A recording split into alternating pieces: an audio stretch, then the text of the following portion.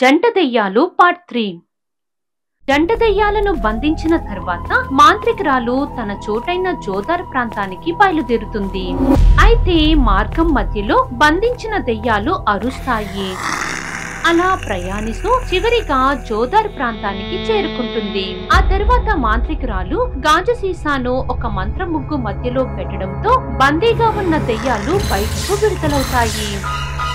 ఆ సమయంలో జంట దెయ్యాలు దాడి చేయాలని ముందుకు వెళ్ళగా మాంత్రికురాలిని తాకలేకపోతాయి. నా చోటులో మీరు నన్నేం చెయ్యలేరు. ఇప్పుడు మమ్మల్ని అంతం చేయబోతున్నావా? లేదంటే పాతాళంలోకి పంపేస్తావా?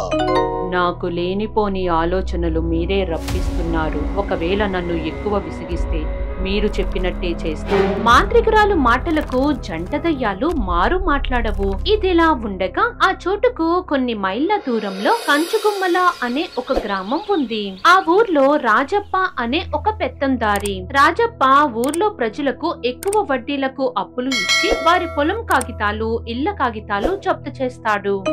ఇలాంటి గ్రామంలో ముగ్గురు ఆకతాయి కుర్రాళ్ళు స్నేహితులుగా ఉంటారు. వారి పేరు కృష్ణ, ప్రసాద్ మరియు యేసుకుమార్. మనం ఈ ఊర్లో ఎక్కువ రోజులు ఉండకూడదురా. నిజమేరా ప్రసాద్, ముగ్గురు కలిసి ఏదైనా వ్యాపారం పెట్టి డబ్బులు సంపాదిద్దాం. ఇవన్నీ కాదు గాని ఇద్దరు చెరో 10 రూపాయలు ఇవ్వండిరా. అది మన పరిస్థితి. ముందైతే లైఫ్ ని ఎంజాయ్ చేద్దాంరా. ఆ తర్వాత అన్నీ కుదిరితే బాగుపడదాంలే. ఏమంటారు? సరిగ్గా చెప్పావురా. ఇంతకీ ఈ రోజు రాత్రి తాగడానికి వస్తున్నావు కదా? అవును కదా, ఆ విషయం మర్చిపోయారా. సర్లే, ఇంట్లో ఏదో ఒకటి చెప్పొస్తాలే. ముగ్గురు స్నేహితులు కాసేపు మాట్లాడుకుని అక్కడ నుండి వెళ్ళిపోతారు. అలా కొన్ని రోజులు గడిచిపోతాయి. అయితే ఒక రోజు మాంత్రికురాలు వద్ద బందీగా ఉన్న జంట దయ్యాలు అరుస్తాయి. నిజానికి ఆకలితో తిండి దయ్యం, ఎటూ కదలకుండా ఆటల దయ్యం ఉండడంతో అవి అలా ప్రవర్తిస్తాయి. అయితే దీక్షలో ఉన్న మాంత్రికురాలు తన పూజ ముగించుకుని దెయ్యాల వద్దకొస్తుంది. ఈ చోటు మీకు బాగా నచ్చినట్టు ఉంది. మా అరుపులు వింటుంటే నీకు అలా అనిపిస్తుందా? మమ్మల్ని విడిచిపెట్టొచ్చు కదా. నిజం చెప్పాలంటే మా వల్ల ఎవరికి ప్రాణ నష్టం జరగలేదు. అవును, మేము ఈ లోకంలో ఏదో ఆకతాయిగా తిరిగే దయ్యాలం అంతే. మీ మాటలతో నన్ను బురుడి కుట్టించాలని అనుకుంటున్నారా? అది ఎప్పటికీ జరగదు. కనీసం మాకు ఏదైనా పని అప్పగించు. అలా ఒక చోటే ఉండడం మాకు నచ్చడం లేదు. ఆ మాటలకు మాంత్రికురాలు ఆలోచనలో పడుతుంది. అప్పుడు మాంత్రికురాలికి ఒక విషయం గుర్తుకొస్తుంది.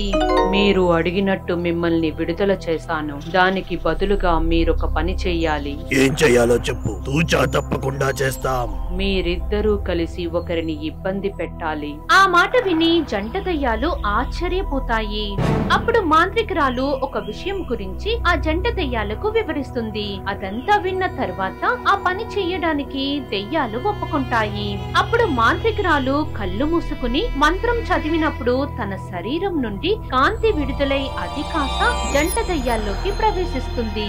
ఇప్పుడు మాకు ఏం చేశావు? ఈ చోటు నుండి బయటకు వెళ్లిన తరువాత మీ బుద్ధి మారితే, అందుకే నా జాగ్రత్తలో నేను ఉంటున్నా. ఒకవేళ ఏమైనా పిచ్చి పనులు చేసే మీలో ఉన్న నా శక్తి మిమ్మల్ని దహించేస్తుంది. ఆ మాటలు విని దెయ్యాలు కంగు తింటాయి. ఆ తర్వాత మాంత్రికురాలు అప్పగించిన పని చెయ్యడానికి జంట దెయ్యాలు సిద్ధమవుతాయి. ఇంతకీ ఆ ఊరు పేరు ఏమిటి? కంచుగుమ్మల. అరే కుమారు, ఈ టైంలో ఎక్కడికి పోతున్నావురా? ఊరికే అలా పంచాయతీ వరకు వెళ్ళొస్తా అమ్మా. నాకు కథలు చెప్పకు. నువ్వు ఆ వెధవలను కలవడానికే వెళ్తున్నావు కదా? అయ్యో లేదమ్మా, నేను వాళ్ళతో తిరగడం ఎప్పుడో మానేసా. ఒకవేళ నువ్వు బయటకు వెళ్లాలనుకుంటే నా శవం దాటుకుని వెళ్ళు.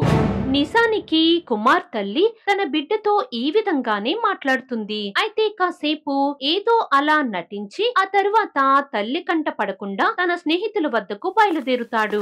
అలా రాత్రిపూట కుమార్ ఒంటరిగా నడుస్తూ కళ్యాణపు లోవా అనే ఒక చోటు వద్దకు వెళ్తాడు. ఆ చోటు ఎంతో ప్రశాంతంగా ఉంటుంది. ఇంత లేట్ అయిందేంట్రా? నాకు మీ ఇళ్లలో ఉన్నట్టు ఉండదురా. మా అమ్మ ఏమో 7 దాటెళ్ళు, పోలవరం డ్యామ్ గట్టెళ్ళు అంటుంది. సర్లే, అదంతా వదిలేయ్. ఈ రోజు తాగి రచ్చ చేద్దాం. కమాన్. ముగ్గురు సరదాగా కబుర్లు చెప్పుకుంటూ తాగుతారు. మరోవైపు రాజప్ప తాను అక్రమంగా దోచుకున్న ప్రజల భూమి కాగితాలు జాగ్రత్తగా బీరువాలో పెడతాడు.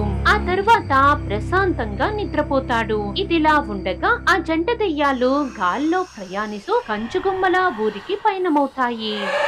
మనం ఇప్పుడు ఈ పని చెయ్యక తప్పదా? నీకు వేరే ఏదైనా దారి కనిపిస్తుందా? ఇప్పుడు పరిస్థితుల్లో ఆ మాంత్రికురాలు చెప్పినట్టు చేయడం తప్ప వేరే మార్గం లేదు. నువ్వు చెప్పింది కూడా నిజమే. మనం త్వరగా ఆ మాంత్రికురాలు చెప్పిన పని పూర్తి చేసి స్వేచ్ఛ పొందుదా.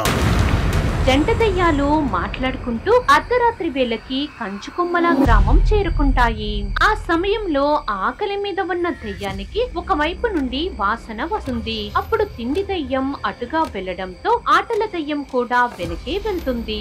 అలా రెండు దెయ్యాలు కూడా కళ్యాణపు లోవా వద్దకు చేరుకుంటాయి.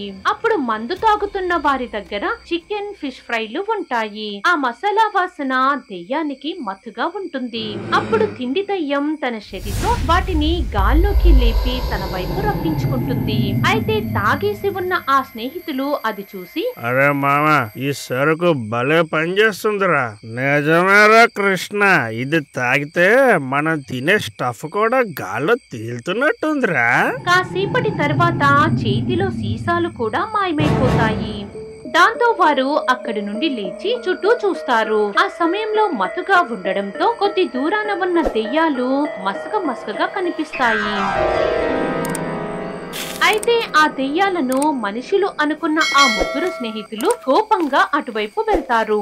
ఎవరా మీరు మా మంది లాక్కున్నారు? నేను మాట్లాడుతుంటే ఎవరో సమాధానం చెప్పరేంటి అని కుమార్ గాల్లో చేతులు ఊపుతూ ఎదురుగా ఉన్న దెయ్యాలను కొడుతున్నట్టు భావిస్తాడు.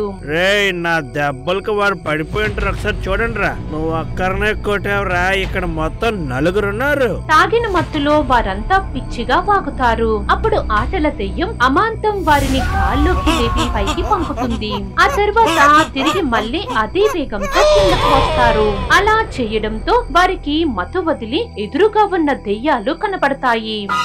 దాంతో ముగ్గురు భయంతో వణికిపోతారు.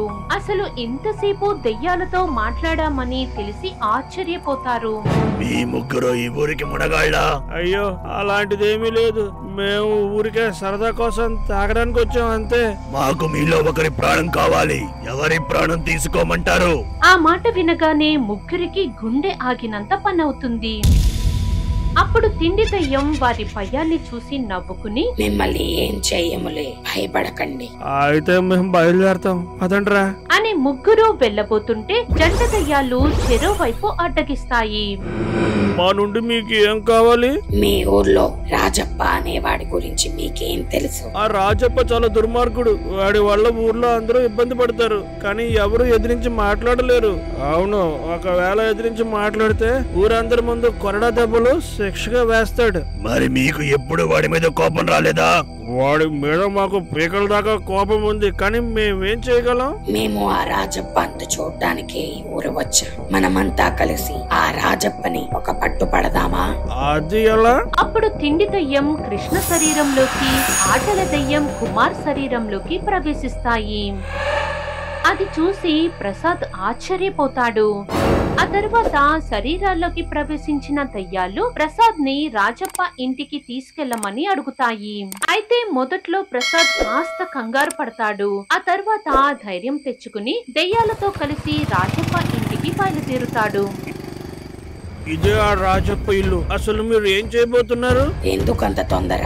ముందైతే ఆ రాళ్ళు అందుకో. రాజప్ప ఇంటి మీదకు జంట దయ్యాలు రాళ్లు విసురుతాయి. అది చూసి ప్రసాద్ కంగారు పడతాడు. అయితే కొద్ది సమయం తర్వాత రాజప్ప ఇంటి బయటకు వస్తాడు. నా ఇంటి మీదకు రాళ్ళు విసురుతారా? ఎంత ధైర్యం రా మీకు? రాళ్ళు విసరడానికి ధైర్యం ఎందుకురా? రాళ్ళుంటే సరిపోతుంది. తిక్కగా మాట్లాడుతున్నారు. ఈ ఊర్లో బతకాలని లేదా? నోరు ముయ్యరా కంచరగాడిదా. ఆ ఇద్దరి శరీరాల్లో నుండి దెయ్యాలు వెళ్లిపోవడంతో వారిద్దరూ రాజప్ప ఇంటి ముందు ఉండడం చూసి ఆశ్చర్యపోతారు. ఆ సమయంలో రాజప్ప తలకు తగిలిన గాయాన్ని చూసి కంగారు పడతారు. నా రక్తం కళ్ళ చూసిన మిమ్మల్ని విడిచిపెట్టనురా. అయ్యా మమ్మల్ని క్షమించండి, ఏదో తాగిన మత్తులో ఇలా చేశాం. రేపు ఉదయం రచ్చబండ దగ్గర తెలుసుకుందాం. మిమ్మల్ని ఊరికే వదలను. రాజప్ప మాటలకు ఆ ముగ్గురు కంగారు పడతారు. మరి ఇప్పుడు రాజప్ప వారికి ఎలాంటి శిక్ష విధిస్తాడు? అసలు రాజప్ప అంతు చూడ్డానికి వచ్చిన జంట దెయ్యాలు ఏం చేస్తాయో చూడాలి.